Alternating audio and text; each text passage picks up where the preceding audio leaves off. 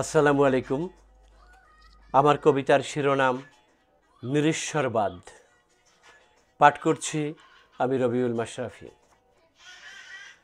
নাস্তিক যারা নিজেদের তারা মনে করে মহাজ্ঞানী, পথ ভোলা পথে প্রপঞ্চ মতে অন্য রকম ধ্যানী, মৌলিকে থুয়ে আন্ধারে শুয়ে অলিকে ভাবনা ভাবে সব কিছু নাকি প্রকৃতির দান, প্রকৃতির থেকে পাবে।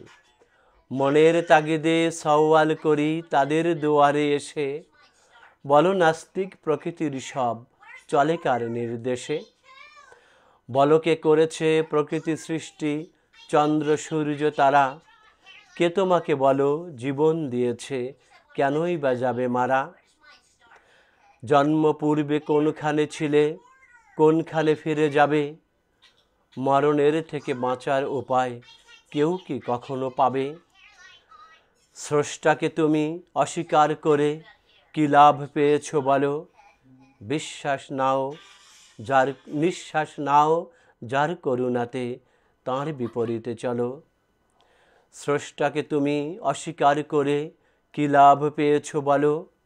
নিঃশ্বাস নাও যার করুণাতে, তাঁর বিপরীতে চলো।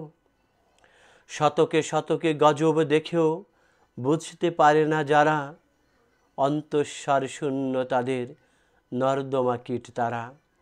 ঈষৎ বিদ্যা ভয়ঙ্করের কথাটি শুনেছি দামি, উড়ো কথা শোনা মূর্খের দল হচ্ছে বিপথগামী।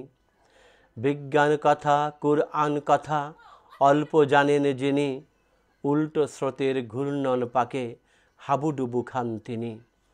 কুরআন এক মহাবিজ্ঞান, কুরআনে সব আছে, কুরআন তাই মহাসম্পদ বিজ্ঞানীদের কাছে। সাগর বিদ্যা ভ্রূণতত্ত্বের কথা আছে কুরআনে, আধুনিক যান বিগ ব্যাং এর ইঙ্গিত ওইখানে।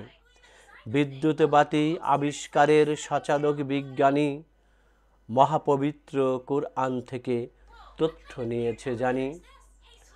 মহাজগতের সৃষ্টি ব্যাপারে বিজ্ঞান যেটা চাবে, 1450 বছর পুরনো কুরআনে সেটা পাবে। কত নাস্তিক ঘুরপাক খেয়ে আস্তিক ফের হলো, তাদের মতোই তুমিও তোমার চোখের পর্দা খোলো। ওহে নাস্তিক ওহে নাস্তিক ওহে মুরতাদ শোনো, আল্লাহ বিনে তোমার আমার উপায় নাই যে কোনো। মহাজগতের সৃষ্টি ব্যাপারে বিজ্ঞান যেটা চাবে, 1450 বছর পুরনো কুরআনে সেটা পাবে। কত নাস্তিক ঘুরপাক খেয়ে আস্তিক ফের হলো, তাদের মতোই তুমিও তোমার চোখের পর্দা খোলো। ওহে নাস্তিক ওহে নাস্তিক ওহে মুরতাদ শোনো, আল্লাহ বিনে তোমার আমার উপায় নাই যে কোনো। অনেক ধন্যবাদ সবাইকে কবিতাটি শোনার জন্য। আসসালামু আলাইকুম।